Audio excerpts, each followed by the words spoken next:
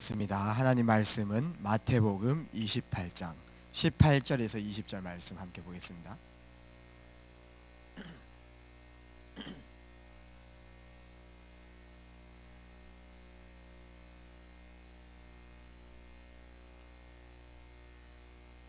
마태복음 28장 18절에서 20절 말씀 다 암송하셔도 괜찮은 말씀이신데 찾으신 줄 알고 다 같이 합독하도록 하겠습니다.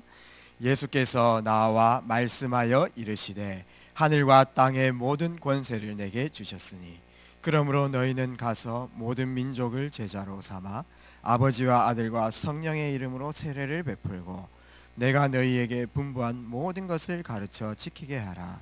볼지어다 내가 세상 끝날까지 너희와 항상 함께 있으리라 하시니라. 아멘. 예수님의 지상 명령이면서 유언이라고 이렇게 볼 수 있습니다. 하나님의 절대 소원이라고 볼 수 있죠. 이 언약을 가슴속에 담았으면 좋겠습니다. 오늘 말씀의 제목은 교회화의 축복입니다. 교회화의 축복이라는 말씀 제목으로 잠시 말씀을 나누도록 하겠습니다. 우리 난다 집사님께서 기도하실 때마다 저는 마음속에 참 울컥하기도 하고 감동이 됩니다. 어떻게 저 네팔에서 온 분이 한국에서 교회화가 되어지고 또 그 안에서 RUTC를 기도하고 교회를 위해서 기도하고 237 나라를 위해서 기도할 수 있겠습니까? 참 같은 내용을 가지고 원리스 되었다는 것이 은혜고 또 하나님께서 우리 트리니티 교회를 통해서 세계 선교의 문들을 열어나가실 줄 믿습니다. 237 나라의 문이 우리 난다 집사님을 통해서 성취되어지는 그 응답들이 있기를 주의 이름으로 축복합니다. 이번 주의 말씀 속에서 하나님의 복받은 자, 하나님의 사랑받은 자, 하나님의 특별 은혜 받은 자라는 말씀을 주셨습니다. 진짜 하나님의 복을 받은 사람이 누굽니까? 진짜 하나님 안에 있는 복을 누리는 사람이 어떤 사람입니까? 육신의 복도 있겠지만 하나님께서 원하시는 그 자리에 있는 사람이고 하나님의 소원을 이루는 그 자리에 있는 사람이 진짜 복 받은 사람이라고 볼 수 있겠죠. 렘넌트 7명, 히브리서 11장 인물들, 초대교회 멤버들, 하나님의 최고의 복을 받은 분들입니다. 이분들의 특징은 무엇입니까? 한 시대에 하나님께서 가장 원하시는 복음 회복의 대열에 있었다는 것입니다. 하나님께서 복음을 회복하는 그 시간표 속에 전도자의 축복 누리며 하나님의 말씀을 이루는 그 발걸음 성취의 축복을 누렸다는 것입니다. 우리도 그 대열 속에 이미 있고 그 축복을 누리시기를 주의 이름으로 축복합니다. 어떻게 그 전도자의 사명을 감당할 수 있겠습니까? 마태복음 28장 18절에서 20절 이미 성경을 통해서 전도자의 축복 누릴 수 있는 비밀을 다 알려주셨죠. 어떤 축복입니까? 먼저 너희는 가서 이렇게 얘기했습니다. 너희는이 무엇입니까? 우리입니다. 하나님께서 원하시는 자를 불러주셨다는 것입니다. 그래서 너희는 이렇게 했을 때 요원화라고 이렇게 볼 수 있죠. 하나님께서 세계복음화의 절대 요원들을 이 자리에 불러주셨습니다. 그 믿음을 회복하고 그 정체성을 회복하는 것이 제일 급선무입니다. 그래서 우리는 아니다 해도 현장에서 내 머리는 맞다 해도 우리 체질은 아니다 이렇게 할 수 있거든요. 우리가 전도자이고 내가 별로 전도에 관심 없고 이런 상황 속에 있어도 사실상 하나님께서는 전도 때문에 복음 회복 때문에 우리를 불러주셨습니다. 우리의 고집이 세겠습니까? 하나님의 절대 계획이 강하겠습니까? 하나님의 절대 계획은 절대 꺾이지 않습니다. 그렇기 때문에 빨리 고집을 내려놓는 것이 축복의 비밀입니다. 그래서 이 자리에 진짜 내가 전도자로 서야 되겠다 결단하시면 그때부터 전에 없었던 응답이 시작되어지는 것입니다. 하나님께서 우리를 불러주셨다는 거죠. 너희는. 두 번째 방법은 가서 이렇게 얘기했습니다. 지금 우리가 일을 다 때리치우고 전 세계 나라에 이렇게 나가야 되겠습니까? 그 뜻 아닙니다. 내가 있는 현장에서, 내가 처한 지역에서, 내가 처한 사업장에서, 내가 있는 지역에서 중요한 현장에 하나님 나라 이루는 비밀을 이루라는 것입니다. 그래서 그거를 현장화라고 얘기합니다. 내가 있는 가정과 내가 있는 지역과 내가 있는 직장이 하나님의 가장 원하시는 전도 지역이다, 선교 지역이다, 이것 깨닫는 것이 제일 축복이라고 볼 수 있죠. 오늘 깨달으시기를 바랍니다. 그러면서 너희는 가서 모든 족속으로 제자를 삼아 이렇게 얘기했습니다. 내가 있는 현장 속에서 전도자의 삶을 딱 누리다 보면 때로는 이 복음의 비밀을 전달해야 되는 시간표가 있고요.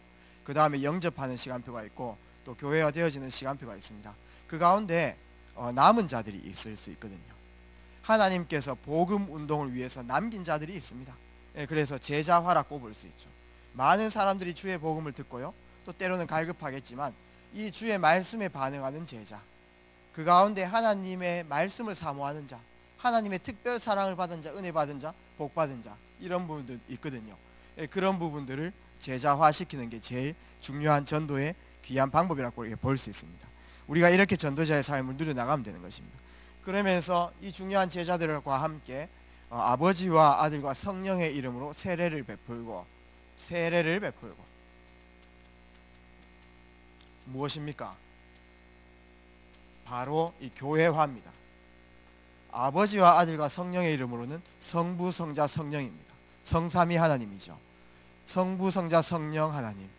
우리 트리니티 교회가 그 아주 좋은 뜻을 가진 교회이지 않습니까? 그래서 현장에서 사람들 만나면은 트리니티 교회 이름이 좀 이상한데 이래요. 그러면은 혹시 삼위일체 하나님에 대해서 아십니까? 이렇게 해서 제가 설명을 쭉 해줍니다. 모든 이단들이 삼위일체 제대로 못 올라가지고 전부 다 이단되거든요. 그래서 삼위일체 그것의 영어다 이렇게 얘기하면 전부 다 그렇군요, 아주 좋은 교회입니다 이렇게 이제 얘기하죠. 미국에도 뭐 트리니티 신학교 있지 않습니까?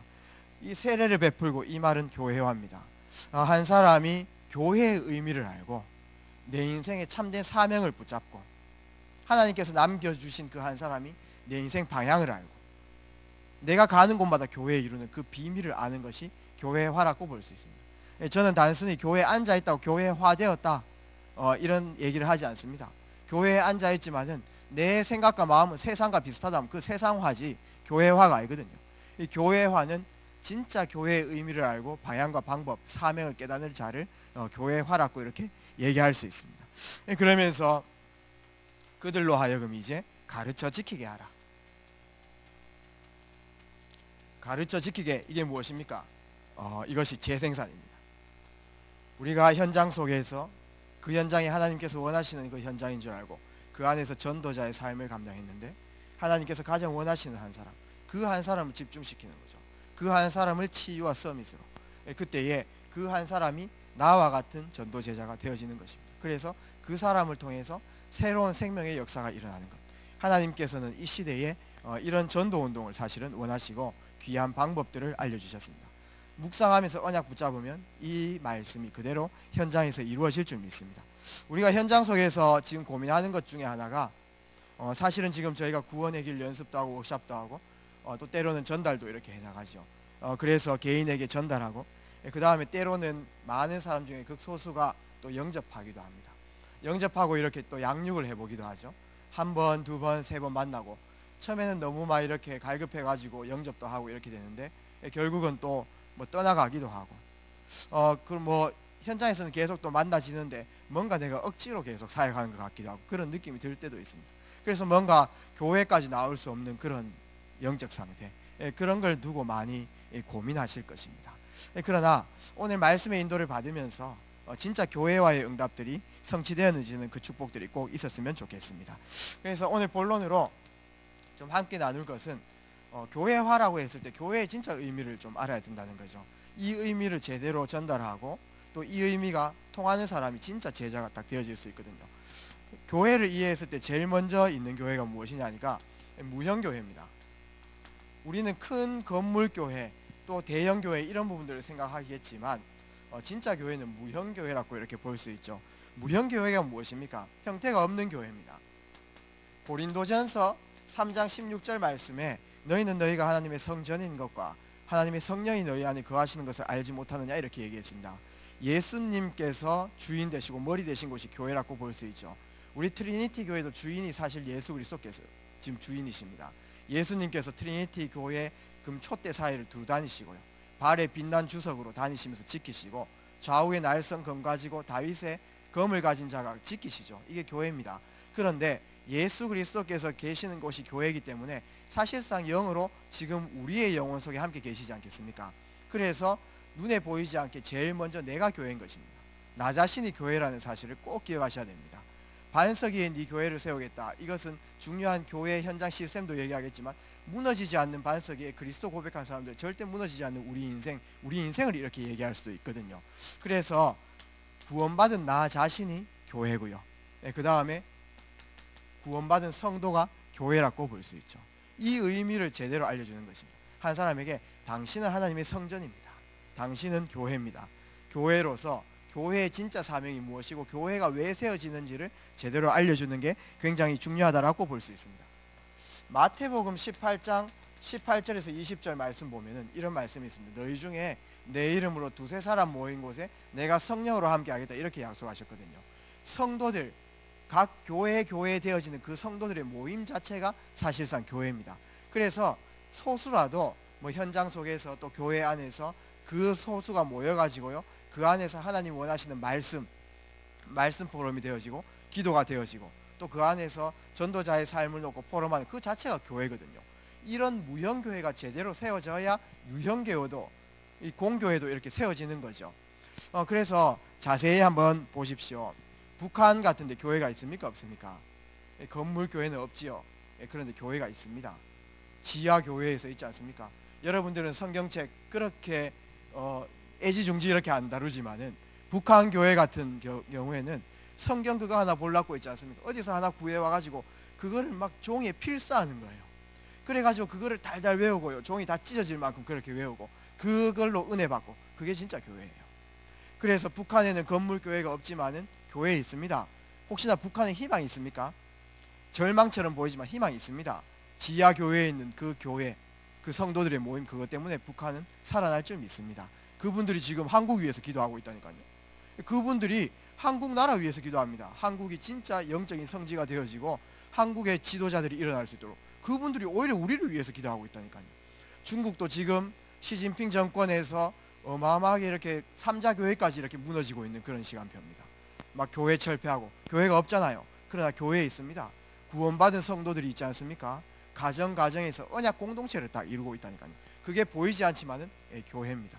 그래서 구원받은 성도들의 언약 공동체, 이 의미를 아는 사람, 현장에서 제일 양육을 해서 이 의미를 제대로 전달하게 되면 교회화 되어지게 되어 있습니다. 그래서 하나님께서는 내 자신이 교회고 우리 성도들이 교회이기 때문에 나와 우리 성도들을 굉장히 가치 있게 보시죠. 특별 은혜 받은 자, 특별 사랑 받은 자, 하나님의 복 받은 자, 하나님의 시선이 여기에 있는 줄 믿습니다. 우리가 제대로 세워져야 된다는 거죠. 유럽교회 한번 보십시오. 중세 때 엄청난 건축 양식으로, 뭐 바로코 양식, 로코코 양식, 이런 양식으로 너무나 예쁜 교회를 많이 만들어 놨어요. 그러나 무형교회가 없잖아요. 지금요, 언약이 끊겨가지고 구원받은 성도가 없고요, 성도 안에 모임이 없는 것입니다. 그러니까 무형교회가 없으니까 그거는 그냥 건물에 지나지 않아요. 결국은 시간표에 따라 가지고 교회의 사명 감당하는 교회가 아니고요, 지금 박물관으로 바뀌고 술집으로 바뀌고 사탄 숭배하는 장소로 바뀌고요, 마약 밀매 장소로 바뀌고 재앙에 가증한 것들이 완전 들어왔습니다. 교회라고 할 수 없지요. 그래서 중요한 것은 건물 이전에 중요한 성도, 언약 공동체, 이 자신이 교회라는 사실을 꼭 기억해야 된다는 것입니다. 그럴 때에 이런 부분들이 요소요소에 일어날 때, 이런 부분들이 현장 저변에 쭉 깔릴 때 그 교회가 사실은 힘이 있는 거지요. 그럴 때에 유형교회도 살아나는 것입니다. 그래서 우리가 이해하고 있는 유형교회, 제일 이해하기 쉽겠죠. 유형교회, 어떻게 보면 하나님의 계획을 이루어 나가기 위해서 하나님께서 특별 선택해서 모은 사람들입니다. 교회, 모일 회자지 않습니까? 그래서 유형교회 이렇게 했을 때 공교회라고 이렇게 볼 수 있습니다. 건물이 있고 지역이 있고요. 노회 산하의 우리 교회를 사실 지교회라고 이렇게 얘기합니다. 사실 노회가 공교회고요, 그 하나의 교회인데 이제 이 지역의 일들을 감당하기 위해서 지교회라는 이런 파송을 이렇게 해놨습니다.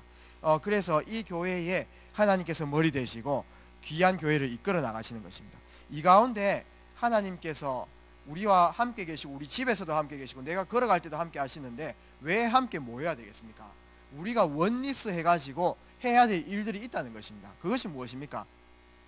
예배입니다. 하나님께서는 우리를 창조하셨을 때 하나님을 찬양하기 위해서 지었다 이렇게 이제 얘기하죠. 그래서 요한복음 4장 23절 24절, 하나님께서도 오늘 많은 일들을 하시지만은 하나님이 찾으시는 사람이 누굽니까? 하나님께서는 지금 한 나라를 폐하시기도 하시고 살리시기도 하시고 왕을 세우시기도 하시고 죽이기도 하십니다. 그 여러 가지 일을 하시는 분이 오늘 그 하나님이 찾으시는 사람이 누굽니까? 하나님을 예배하는 사람을 찾으시는 것입니다. 그래서 예배하는 자는 영과 진리로 예배할지니라.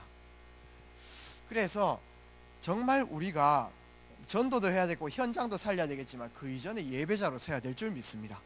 하나님과 소통하는 그 예배를 최고로 축복으로 바꾸어 나가야 되겠습니다. 그래서 예배 안에는 여러 요소들이 있겠죠. 찬양이 있습니다. 시편 150편 1절에서 6절 말씀에 호흡이 있는 자마다 여호와를 찬송할지어다 할렐루야 이렇게 나오죠. 찬송은 무엇입니까? 이 예배 속에서 찬양을 통해서 하나님과 호흡 맞추는 것입니다. 하나님과 계속 영적 소통하는 것입니다. 우리가 예배에 딱 오게 되면은요, 하나님과 호흡이 안 맞아요. 왜 그러냐니까 하나님을 안 사랑하는 것이 아니라 일주일 동안 계속 세상과 맞닥뜨려요. 그러면요, 세상이 각인되어지고 세상에 물들게 되어 있습니다. 그 상태로 바로 예배드리면요, 말씀이 튕기고 또 하나님께서 전달하는 그 메시지가 잘 안 들릴 수 있거든요. 그러나 찬양이라는 중요한 시간표 통해서 하나님과 호흡을 쭉 맞추는 겁니다. 지금도 준비 찬양이라는 그런 개념이 사실 준비 찬양이 아닙니다. 예배입니다. 보통 지금 저희 다락방 멤버들은 이제 찬양 이런 걸 거의 안 하고 있지 않습니까? 말씀 들을 때만 딱 와가지고 적고 막 확 나가보거든요. 그렇게 하면 큰일 납니다. 그렇게 하면 안 돼요. 정말 찬양부터 예배입니다. 그 찬양이 하나님과 호흡 맞추는 거예요. 그때에 하나님께서 주신 그 가사를 쫙 묵상하면요, 하나님께서 내 마음을 막 어루만져 주시거든요. 그 딱 느끼면서 있지 않습니까? 하나님과 쫙 소통하는 그 영적 상태 될 때 말씀이 내 삶 속에 막 들어가기 시작해요. 내 말씀이 내 마음속에 막 각인되기 시작합니다. 그 말씀 붙잡고 현장에서 승리하지 않습니까? 예배 안에는 귀한 요소가 있습니다. 이 기도입니다. 현장에 중요한 양육할 때 이런 부분을 꼭 알려주죠. 여러 가지 복을 구하는 기도도 있겠지만 마태복음 6장 33절에 하나님의 뜻을 딱 내 마음속에 담는 것이 기도라고 이렇게 볼 수 있죠. 예배의 중요한 요소 중에 말씀이 있습니다. 말씀은 무엇입니까? 시편 119편 105절 말씀 보니까 주의 말씀은 내 발의 등이요 내 길의 빛이니이다. 적어도 우리가 하나님 말씀 들을 때 하나님께서 내 평생의 인생 속에 이번 달 이번 주에 하나님께서 어떤 일이 있을 줄 알고 미리 기준으로 내비게이션으로 주시는 말씀입니다. 하나님께서는 이 말씀 어떤 말씀을 이번에 주실까, 어떤 말씀으로 나를 정확하게 인도할까, 이 기대 가지고 딱 나오셔야 돼요. 저희가 그 기대 가지고 언약 붙잡고 나올 때에 진짜 예배 승리할 수 있고 그때 전도도 되어지는 거거든요. 그래서 말씀은 우리의 스탠다드, 기준이라고 이렇게 볼 수 있습니다. 하나님께서 주시는 강단 메시지 속에서 하나님께서 이번 주에 내가 모든 해야 될 일거수일투족 거기에 기준을 딱 붙잡는 거죠. 그러면서 히브리서 4장 12절 말씀 보면 하나님의 말씀은 살았고 운동력이 있어 좌우에 날이 선 어떤 것보다도 예리하여 혼과 영역의 간절과 골수를 찔러 쪼개까지 하며 마음의 생각 감찰한다 이렇게 얘기했습니다. 말씀의 역사죠.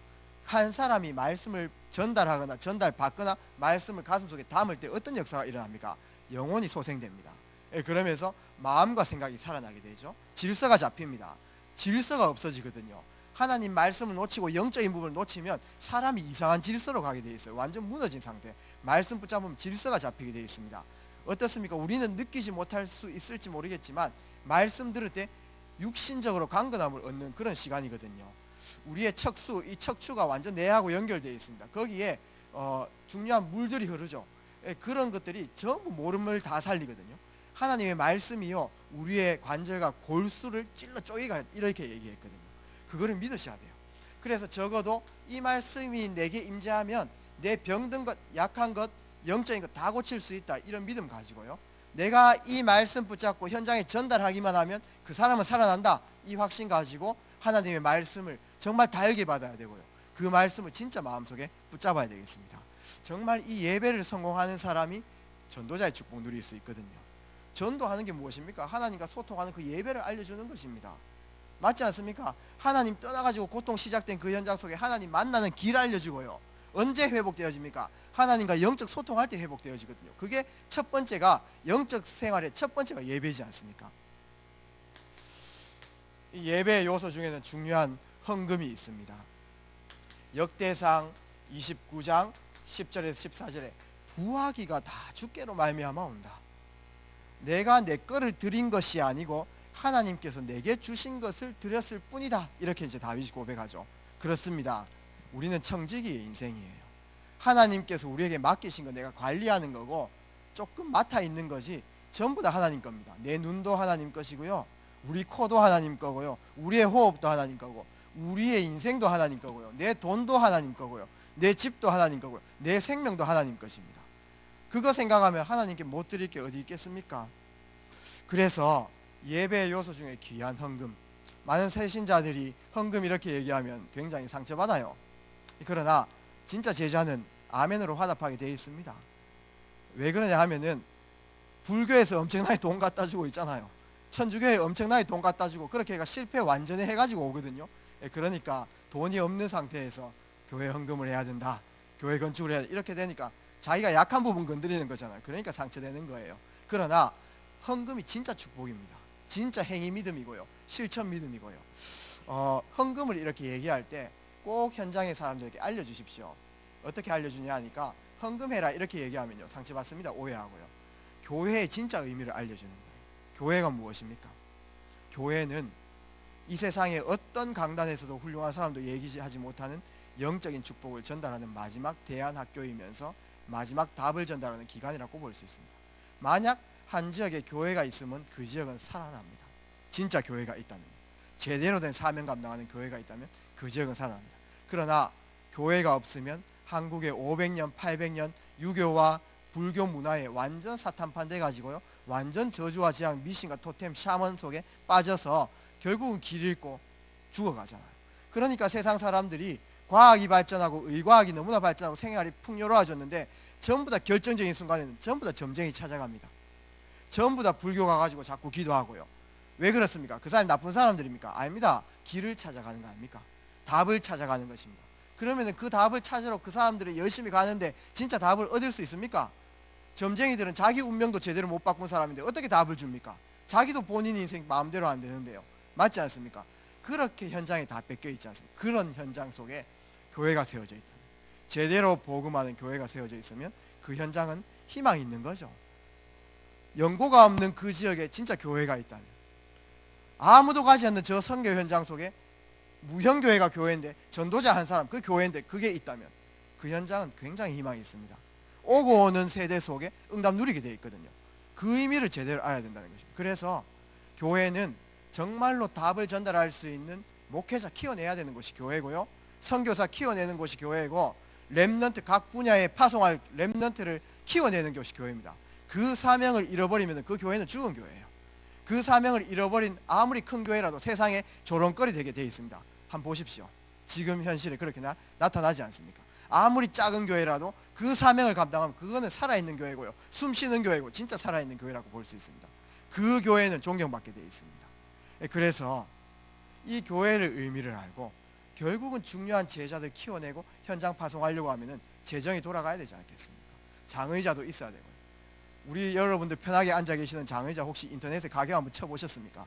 저는 이거 한 개 얼마인지 인터넷에 쳐봤거든요. 한번 알아보시기 바랍니다. 가격은 안 얘기하겠습니다. 비싸요. 그 다음에 이 전기 다 돈 들어가잖아요. 화장실, 물, 건물, 유지 전부 다 운영 돈이 필요합니다. 누가 내야 되겠습니까? 언약 딱 붙잡는 겁니다. 내가 드리는 11조로 교회가 운영될 수 있도록, 그냥 교회를 위해서가 아니라 진짜 세계복음하고 답 전달하는 교회가 운영될 수 있도록 이 언약을 붙잡고 적어도 11조 들어가야 됩니다. 율법으로 그냥 하는 게 아니고요. 내가 드리는 건축헌금으로 무용고지에 교회가 없는 그곳에 미자립교회에 완전히 교회가 세워질 수 있도록, 교회 있고 없고가 너무 큰 차이잖아요. 내가 드리는 선교헌금으로 한 번도 가지 못하고 밟지 못하는 저 선교 현장 속에 교회가 형성되도록, 선교 현장에 선교사님 한 분 있는 거하고 없는 거 엄청 차이입니다. 한 분 있는 거하고 없는 거 정말 차이예요. 한 번도 복음 드릴 수 없는 현장. 그러나 많은 성도들이 모이고 안 모이고를 떠나서 복음이 전달되면 어떻게 됩니까? 흑암 조직들이 무너지지 않습니까? 그게 교회입니다. 그 내가 드리는 선교 헌금으로 선교 현장에 교회가 세워질 수 있도록 이런 언약 붙잡고 혹시 헌금 해보셨습니까? 내가 드리는 RUTC 헌금으로, 장학 헌금으로, 237 헌금으로, 렘넌트 헌금으로 내 자녀를 뛰어넘은 이제는 한 나라를 살리고 한 나라를 살릴 수 있는 귀한 렘넌트 제자들이 세워질 수 있다면 이 언약 잡고 헌금을 혹시 해보셨습니까? 우리가 진짜 이 언약 잡고 하나님께 드릴 수 있는 것을 기쁨으로 드리는 축복들이 꼭 있어야 되겠습니다. 그냥 헌금 주머니가 지나갈 때 그냥 거지에게 주는 것처럼 뭐 이렇게 해가지고 주는 게 아니고요. 적어도 목요일, 금요일, 토요일 날 가장 깨끗한 봉투에 있지 않습니까? 언약을 딱 적어보세요. 11조 헌금을 드릴 때는 언약 딱 생각하시는 겁니다. 그렇게 해서 드려보십시오. 저는 어릴 적부터 좀 배운 게 있는데 그게 뭐냐 하면은 헌금 넣으면은 이 율법인데 이상해요. 그 돈도 있지 않습니까? 신사임당 이렇게 드리면요 꼭 이렇게 그림 맞춰야 돼요. 머리 다 위에 똑같이 있어야 되고 그게 저의 중심입니다. 그러면서 혹시나 새 돈이 없으면 조금 피해가지고 이렇게 책 속에 집어넣 놓든지 아니면 다리미 이렇게 이렇게 돼. 그거는 율법인데 저의 중심이거든요. 하나님께서는 기뻐 받으시는 것입니다. 그럴 때에 미리 준비해서 드리는 헌금은 엄청 기뻐요. 드릴 때요. 드릴 때 굉장히 부담되고 있지 않습니까? 드릴 때 막 이거 내면 막 힘들 이런 생각 드는 게 아니고 엄청 기쁩니다. 그 기쁨의 헌금이 진짜 역사에 일어난다니까요. 2019년도가 지나가고 2020년도 중요한 시작이 되어집니다. 작정 헌금에 대한 언약을 다 붙잡아 보십시오. 11조와 건축과 헌금과 선교와 장학과 또 뭐 237 헌금 또 RUTC 헌금 이런 작정 헌금에 대해서 있습니다. 그거는 우리 그릇이라고 이렇게 볼 수 있거든요. 내가 만약 내년에 11조를 내가 1,000만 하겠다 이렇게 하면요 하나님께서 1억 주십니다. 중요한 그릇입니다. 그게요. 진짜 교회가 경제 축복 누리려고 하면은 작정 헌금 속에 전부 인도받아야 되는 것입니다. 그래서 이것이 사실은 예배 요소입니다. 이런 부분을 찾을 때 나를 찾는다라고 이렇게 얘기할 수 있겠죠. 그 다음에 중요한 이 유형교회의 요소들이 있습니다. 저는 현장의 새 신자들한테 그대로 얘기합니다. 헌금 뭐 조금 하지 마십시오 이래 얘기 안 해요. 진짜 축복 누리시려면 작은 금액이지만 작정해서 언약 붙잡고 헌금 드리십시오 이렇게 얘기해요. 진짜 제자는 아멘 하게 되어 있습니다. 그러면서 교회 안에는 봉사와 헌신이라는 요소들이 있겠죠. 갈라디아서 6장 9절에서 10절 말씀 보면 선을 행하되 낙심하지 아니하면 우리가 마음은 원이라 가지고 교회에 많은 헌신도 하겠지만 때로는 여러 일들 때문에 세상 일은 어떻게 보면 내가 노동을 하면 거기에 대한 페이를 받잖아요. 그래서 낙심 안 하거든요. 우리 랩런트들 보니까 마음이 너무 힘들 때 알바는 주구장창 가는데 교회는 잘 안 나오더라고요. 중요한 것은 교회 일은 그런 게 아니지 않습니까? 하나님 사랑을 받은 자가 할 수 있고 헌신할 수 있는 것입니다. 그래서 선을 행하되 낙심하지 아니하면 때가 되면 거두리라 이렇게 얘기했습니다. 그러면서 믿음의 가정을 위해서 집중해라 이렇게 이제 말씀 주시죠. 우리의 봉사와 헌신은 무엇입니까? 때로는 방송 또 때로는 찬양대 또 때로는 차량 운행 뭐 이런 것들이 전도와 별로 상관없고 사역과 별로 상관없다 이렇게 생각할 수도 절대 아니지 않습니까? 다 알고 있지 않습니까? 도둑놈이 밥 먹는 거 그거 뭡니까? 도둑질입니다. 도둑놈이 옷 입는 거 도둑질이거든요. 우리가요 헌신하는 거 이거 전부 다 전도와 선교하고 관계되어 있는 거죠. 그래서 이 봉사와 헌신 이런 부분들을 찾아주는 거죠. 나의 위치를 찾아주는 게 굉장히 중요하다고 볼 수 있습니다. 그 다음에 교회의 중요한 요소가 공교회의 중요한 요소가 이 전도와 양육이라고 볼 수 있죠. 모든 유기적인 돌아가는 것들이 사실은 이런 부분들이 진짜 목적이라고 볼 수 있습니다. 골로새서 1장 28절 29절 말씀 보면은 각 사람을 완전한 자로 그리스도 안에서 완전한 자로 세운다. 완전한 것이 무엇이 완전한 겁니까? 새벽부터 일 나가지고 열심히 일하는 성실한 마음 가지면은 그게 완전한 겁니까? 아닙니다.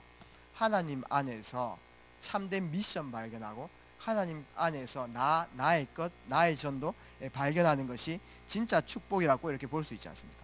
에베소서 4장 11절에서 13절 말씀 보면 어떤 사람은 사역자로, 어떤 사람은 교사로, 어떤 사람은 어떤 모습으로 각 사람마다 교회 안에서 지체로서 해야 될 일들이 있다는 것입니다. 그 사람들을 그리스도 안에 장성한 분량으로 세워나가라 이렇게 얘기하겠죠. 이것이 교회의 진짜 목적이라고 이렇게 볼 수 있습니다. 그래서 중요한 전도와 양육을 통해 가지고 한 사람이 예수가 바로 그리스도라는 사실 정확하게 이해시키고요.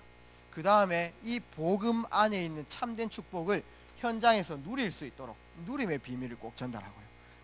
이렇게 해가지고 한 사람이 복음 안에서 자기의 미션을 발견하는 게 나의 CVDIP를 발견하는 것이 최고 축복이라고 볼 수 있죠. 이것이 교회화시키는 비밀입니다. 교회화시키는 메시지고요. 그러면서 우리가 꼭 붙잡아야 될 교회가 한 가지 더 있습니다. 그것이 무엇입니까?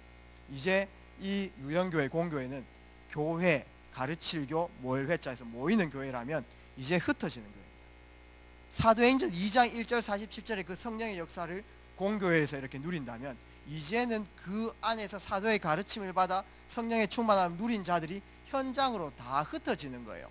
그것이 세계 복음화의 확산이라고 볼 수 있습니다. 그것이 하나님께서 원하시는 교회 운동이라고 볼 수 있죠. 그래서 현장 교회라고 이렇게 볼 수 있습니다. 현장 교회. 내 자신이 진짜 교회구나. 우리의 모임이 교회고 이 공교회가 교회구나. 그 안에서 나를 찾아 나가는 것입니다. 그래서 이 유형교회가 사실상 흔들리면요, 굉장히 뿌리가 약하다고 볼 수 있어요. 이 나의 로컬 교회, 내가 다니는 이 교회의 뿌리를 내리지 못하면 아무리 전도 캠프 돌아다니도, 아무리 은혜 받으러 부흥에 돌아다니도 결국은 다 무너지게 되어 있습니다. 자세히 보십시오. 자세히 안 받아가지고 막 역사 이런 것 같지만은 진짜 이 교회의 축복 이 안에서 뿌리 내리지 못하고요, 내가 이 요소들을 하나하나 찾지 못하면은 무너집니다. 자세히 한번 보십시오. 그런데 이 여기에 뿌리 내리고 있지 않습니까? 이제 현장 교회의 축복을 다 누리는 것입니다. 현장 교회는 무엇입니까? 하나님께서 내게 주신 복음과 그 그리스도로 인하여서 답을 누리고 있고요, 답을 누리고 있는 자가 현장에 딱 서 있는 것 자체가 교회라고 이렇게 볼 수 있죠. 내 개인이 하나님께서 주신 답을 누리는 것, 현장 속에서 이게 이제 교회의 시작이라고 볼 수 있죠. 무엇입니까? 그리스도 최고의 답이죠. 모든 문제 그리스도 답 낼 수 있습니다. 여러분들 자세히 한번 생각해 보십시오. 우리 인생에 요소들이 있어요. 자녀도 있고요, 경제도 있고요, 뭐 시부모님도 있고요. 그 하나하나 그리스도로 답 다 내셔야 돼요. 그리스도께서 붙여주신 나의 계획이다. 이렇게 답 안 내면은 그리스도로 답 안 낸 모든 곳은 사탄이 역사하게 있습니다. 그리스도로 하나하나 답 내지 못한 그 계속 사탄이요 파고들어요. 틈타고요. 그래서 계속 내 생각은 열받고 짜증나고 분노 일어나고요, 안 될 것 같고 그렇거든요. 그리스도가 답입니다. 하나님 나라가 무엇입니까? 방향입니다. 이 방향을 붙잡고 현장에 조용히 서 있는 거죠. 예수천당 불신지옥 띠띠고 안 그래 하셔도 돼요. 그래 안 하셔도 됩니다. 답을 조용히 누리고 있으면 됩니다. 누구처럼? 요셉처럼 누리고 있으면 돼요. 요셉처럼 보디발 집에서 답을 누리고 있으면 돼요. 그게 현장교회의 시작이라니까요. 그러면서 나의 방법이 무엇입니까? 나는 어떻게 세상 살아갑니까? 성령 충만 날마다 도전하시는 것입니다. 하나님께서 위에서부터 주시는 그 위에서부터 오는 힘을 날마다 누리는 그 축복을 현장에서 누리고 있는 거죠. 이걸 홀로 다락방이라고 그렇게 얘기합니다. 이 다락방의 시작, 내가 답을 누리고 있는 것, 이게 현장교회의 시작이죠. 그럴 때에 하나님께서는 엄청난 만남의 축복들을 주십니다. 그래서 만남을 살리는 거죠. 만남을 살리는 것입니다. 이것이 팀 사역이면서 사도행전 8장 26절 40절 말씀 보십시오. 내가 답을 누리고 있으면요, 요셉이 답을 누리고 있으면 보디발 살립니다. 현실은 요셉의 인생 끝났다, 보디발 밑에서 완전 고생하겠다. 영적 사실 뭔지 아십니까? 보디발이 요셉 의지했어요. 그게 영적 사실입니다. 답 누리는 사람의 특징입니다. 그래서 요셉이 보디발 집에 있으면 보디발한테 답 주고요, 요셉이 감옥에 가면 관원장들한테 답 주고요, 요셉이 총리에 있으면 그게 응답이 아닙니다. 바로 왕에게 답 주는 거죠. 그게 만남의 축복이면서 팀 사회라고 볼 수 있습니다. 내가 누리는 그 답이 현장에 그대로 전달, 그게 교회의 시작이죠. 그래서 사도행전 8장 26절 40절 보십시오. 빌립과 넷이 만나는 거 한번 보십시오. 그 광야에서 있지 않습니까? 넷이가 우리나라 이방 넷이 그런 넷이가 아니에요. 국고를 담당한 넷입니다. 그 넷이가 너무 갈급해가지고 이사야서 막 읽고 있잖아. 그 도살당한 어린 양이 누구냐 혼자 고민하고 있는데요, 성령께서 빌립을 딱 불러주셔가지고 완전 절묘하게 만남이지 않습니까? 그 만남은 한 번의 만남인데 영원한 만남입니다. 한 번의 만남이지만 영원한 작품을 남기는 만남이었습니다. 답이 전달되는 만남. 그러면서 내가 이 답을 누리고 있으면은 가장 원초적인 곳이죠. 가정. 교회 안에서 여러 가지 경건한 모습, 또 여러 가지 되어지는 모습 보이겠지만 가정에 있을 때, 특히 가정에서도 내 혼자 있을 때가 진짜 모습 아닙니까? 그 안에서 진짜 말씀 운동, 진짜 하나님의 놀라운 계획이 이루어지는 시스템이 바로 교회입니다. 그래서 중국에는 교회 건물이 없을 수 있지만 가정교회가 있죠. 그걸 통해서 중국은 살아나게 되어 있습니다. 중국의 15억 인구 중에 한 1억 명 기독교인들, 가정교회 렘넌트, 가정교회 남은 자들이 있거든요. 그런 사람들 때문에 사실은 중국에 희망이 있는 거거든요. 그래서 이 가정이 완전 시스템이 되어지는 것입니다. 그 안에서 제자들이 일어나고 참된 치유의 비밀 누리는, 그게 미션홈이면서 사도행전 16장 15절 말씀, 나를 주 믿는 자로 알거든 내 집에 와서 유해라. 이게 뭔지 아십니까? 우리 가정과 가문에 이때까지 말씀의 흐름이 내려간 게 아니고요, 계속 우상과 저주의 흐름만 계속 내려가는 것입니다. 그거를 주관에 끊어야 돼요. 말씀 흐름들이 가문에 내려올 수 있도록. 그게 미션홈입니다. 현장교회 무엇입니까? 이렇게 답을 누리고 있으면 내가 있는 직장에서 전도운동의 시스템이 딱 열리는 거죠. 생업 현장, 그것이 전문교회면서 로마서 16장 23절 말씀 한번 보십시오. 중요한 성에 가이오라는 사람, 그 다음에 전부 다 경제인이죠. 전부 다 직업을 갖고 있는 사람들입니다. 재무관 에라스도 이렇게 나와요. 그 다음에 그 동료 구아도 이렇게 나옵니다. 전부 다 회계사고요, 재무사고요, 세무사, 이런 사람들입니다. 이런 경제인들이 완전히 한 팀이 돼가지고요, 한 교회 살리고 현장 살리고요, 성도들 돌보고 있지 않습니까? 후대 살리고. 이게 교회의 진짜 역할이잖아요. 맞지 않습니까? 나의 업이 이 현장 속에, 내 업이 교회의 축복 누리시기를 주의 이름으로 축복드립니다. 그러면서 내가 있는 지역, 사도행전 19장 8절에 10절 어떤 말씀이 있습니까? 두란노 지역, 에베소 지역에서 제자만 따라 불러서 두란노 서원에서 말씀 제자 사역하고 2년 동안 이같이 하니까 소아시아에 있는 지역의 모든 사람들이 한 번은 주의 복음을 듣더라. 내 현장의 중요한 지역에서 말씀 운동의 시스템이 내당 사동이면 내당 사동, 평리동이면 평리동, 송현동이면 송현동, 그 현장의 모든 사람들이 한 번은 복음 들을 수 있는 시스템, 이 부분들이 현장 교회라고 이렇게 볼 수 있습니다. 이 부분들 꼭 우리가 언약으로 딱 붙잡으셔야 돼요. 하나님께서는 이 약속을 우리에게 주시고 우리를 불러주셨는데 우리가 이 언약을 놓치면 다 놓치게 되어 있습니다. 구원받은 성도가 세상을 정복하는 것이 진짜 하나님 축복인데 이 언약을 놓치면 다 놓치게 되어 있어요. 그래서 놓쳤으니까 그 결과로 어떻게 됐습니까? 지금 저 산에 있는 그 불교가 있지 않습니까? 지금 골목까지 다 내려왔잖아요. 곳곳에 기도원, 뭐 조계종, 뭐 무슨 종, 뭐 잡종교들이 다 내려와가지고요, 거기서 완전 흑암 메이슨 쭉 깔고 있지 않습니까? 지금 다락방 10개에서 시원찮은 판에 각 골목마다 절이 얼마나 많습니까? 무속인들 얼마나 많습니까? 가만히 그렇게 시스템 딱 세워놓고 있으면요, 현장의 사람들이 결정적인 순간에 전부 다 그쪽으로 간다니까요. 흐름 바꿔야 되는 것입니다. 우리가 중요한 지교의 응답 누려가지고 현장에 계속해서 개인 양육부터 말씀도 쫙 깔아 나가야 돼요. 그래서 현장의 사람들이 시간표 옵니다. 흑암 조직에 눌려서 병든 사람들이 시간표 오게 되어 있어요. 무너지던 그 시간표에 옆에 있는 말씀 운동 시스템 속에 딱 갈 수 있도록, 옆에 있는 사람에게 만남의 축복 누려 진짜 다 받을 수 있도록 그 시스템을 적어도 한 지역에 10개씩 쭉 깔아 나가야 되거든요. 그래서 그 다락방의 축복들, 지교의 축복들 꼭 언약 붙잡으십시오. 언약 붙잡은 자에게, 그 CVDIP 붙잡는 자들에게 하나님께서는 그대로 믿음대로 역사하실 줄 믿습니다. 결론 맺도록 하겠습니다. 제가 RT에서 다닐 때에 제가 이제 중국 사역에 이렇게 좀 기도도 있고 관심도 있다 보니까 학교 안에 있는 중화권 랩런트라고 소통을 많이 했거든요. 그래서 조선족 분들도 많이 만나고 또 한족 분들도 이렇게 늘 이렇게 캠프도 같이 하고 그 다음에 소통도 많이 하고 기도도 많이 했어요. 그 중에 정유경이라는 조선족 아이 한 명이 이제 학교에 입학해 가지고요, 저희 팀에 이렇게 딱 들어오게 됐어요.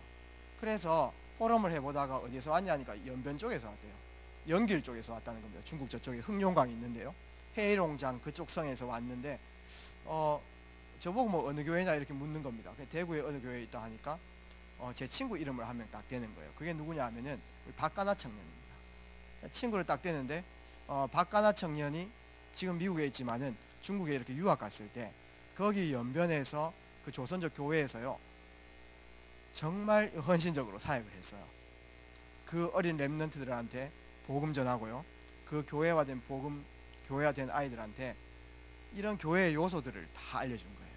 예배는 어떻게 드려야 되고 찬양은 어떤 의미가 있고, 본인이요 그 연길교회에서 뭐 했냐면 성가대 지휘했습니다.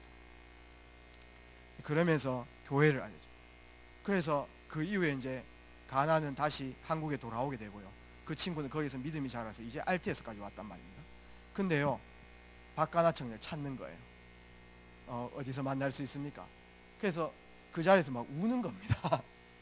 그 받았던 은혜들. 뭐 우리 교회 센터장 김유경 청년도 있지만은 중국 요양성에서요 그쪽에서 또 중요한 유학하면서 그 교회에서 교회 운동 막 이렇게 했단 말이죠. 언약 전달하고 그렇게 했습니다. 그때 렘넌트들이 일어나가지고 진짜 귀한 사역들 막 감당했거든요. 지금 박가나 청년은 이제 시간표에 따라서 미국으로 이렇게 가 있습니다. 가서요, 지금 학교 연구실에서 교수님에게 복음 전달할 수 있는 준비하고 있고요. 옆에 있는 사람 전부 다민족인데 그 엘리트들에게 한 명 한 명 지금 복음 전하면서 현장 교회 역할 다 감당하고 있거든요. 한 사람이 교회 아닙니까? 그런 사람 한 명이 현장에 가 있는 게 얼마나 축복인지 모릅니다. 여기 계신 분들이 흩어지는 순간 교회 형성된다니까요. 반석 위에 네 교회를 세우겠다. 내가 밟는 땅마다 교회를 세우겠다. 이 축복 누리시는 주역 되시기를 바랍니다. 그래서 시대 재앙 왜 왔습니까? 복음이 끊겼잖아요. 결국은 교회가 무너져서 그렇습니다. 유럽 교회, 미국 교회, 한국 교회. 정말 희망은 무엇입니까? 1천만 제자, 렘넌트 세우지 않고는 결국 이 시대 재앙 막지 못합니다. 그러면은 이 사람들 세우는 비밀이 무엇입니까? 교회 운동. 교회 운동 우리가 한번 크게 지어야 되겠습니까? 시간표에 대해 하나님 원하시면 그렇게 지을 이유도 있습니다. 문화권을 바꿔야 되기 때문에. 그러나 우리가 해야 될 것은 한 사람입니다. 한 사람이 교회이기 때문에 한 사람을 정말 치유하고 서밋의 축복 누릴 수 있도록 다 인도하는 거죠. 그러면은 이 일을 위해서, 시대 재앙을 막는 이 일을 위해서 우리가 한 사람을 사역한다 라는 언약 붙잡고 우리가 해야 될 건 무엇입니까? 24시입니다. 내가 있는 현장 속에서 교회 운동하겠다. 24시의 축복 누리겠다. 이 언약 붙잡는 사람에게 하나님께서는 시대적이고 근원적이고 대표적이고 불가항력적이고 기념비적인 응답을 주실 줄 믿습니다. 많은 사람 교회화 시키시고 이 언약 붙잡고 묵상할 때 교회화 됩니다. 반드시 언약 붙잡으시고 승리하는 우리의 발걸음 되시기를 주의 이름으로 축복드립니다. 살아계신 능력의 주님 감사합니다. 전 성도가 교회의 진짜 의미를 알고 교회에서 현장에서 완전 승리할 수 있도록 주님께서 인도하여 주시옵소서. 많은 사람들에게 참된 교회의 비밀을 전달하고 답을 전달하여서 답을 전달하는 전도자의 삶 감당할 수 있도록 주님께서 은혜를 베풀어 주시옵소서. 예수 그리스도 이름으로 기도합니다. 아멘.